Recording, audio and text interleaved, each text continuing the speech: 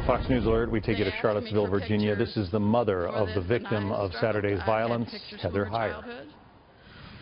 But I had to go to Facebook to find pictures of my child because we were always together.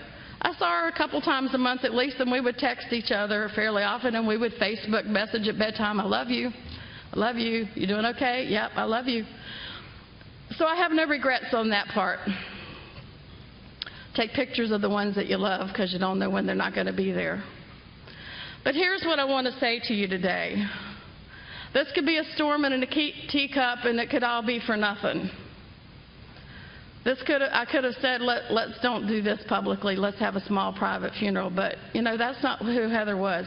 Anybody who knew Heather said, yep, this is the way she had to go, big and large. Had to have the world involved because that's my child. She's just that way. Always has been, and she will continue to be. Because here's the message. Although Heather was a caring and compassionate person, so are a lot of you. A lot of you go that extra mile. And I think the reason that what happened to Heather has struck a chord is because we know that what she did is achievable.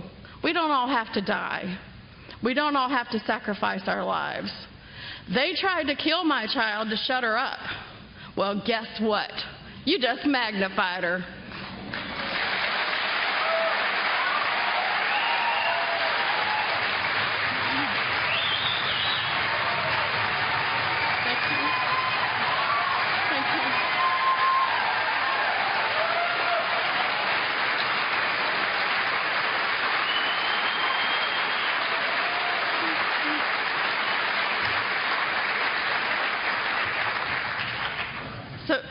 So here's what I want to happen.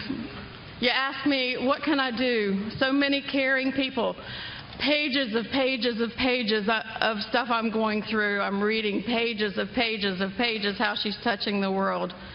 I want this to spread. I don't want this to die. This is just the beginning of Heather's legacy. This is not the end of Heather's legacy. You need to find in your heart that small spark of accountability.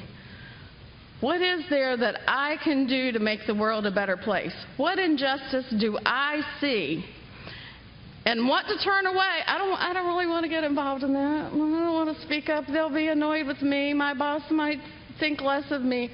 I don't care. You poke that finger at yourself like Heather would have done, and you make it happen. You take that extra step. You find a way to make a difference in the world. My child had a high school education. My child was no saint. She was hard to raise because everything was a negotiation. Not kidding. But you know what? She was a firm believer in whatever she believed. And let's do that. Let's find that spark of conviction. Let's find in ourselves that action. Let's spread this. Let's have the uncomfortable dialogue. It ain't easy sitting down and saying, well, why are you upset? It ain't easy sitting down and going, yeah, well, I think this way, and I don't agree with you. But I'm going to respectfully listen to what you have to say. We're not going to sit around and shake hands and go kumbaya. And I'm sorry, it's not all about forgiveness. I know that that's not a popular trend. But the truth is, we are going to have our differences. We are going to be angry with each other. But let's channel that anger not into hate, not into violence, not into fear, but let's channel that difference, that anger, into righteous action. Right now, down the road, there's a blood drive going on in Heather's name.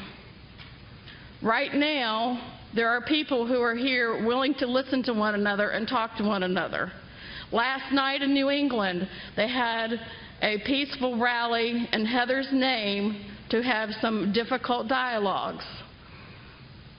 If you ever want to see what one of those dialogues look like, look at her Facebook posts. I'm telling you, they were rough sometimes, but they were dialogues, and the conversations have to happen.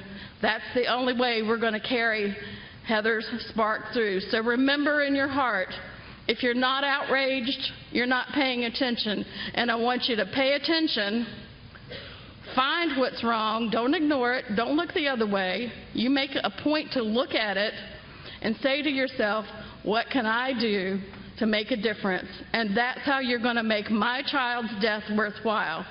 I'd rather have my child, but by golly, if I got to give her up, we're going to make it count.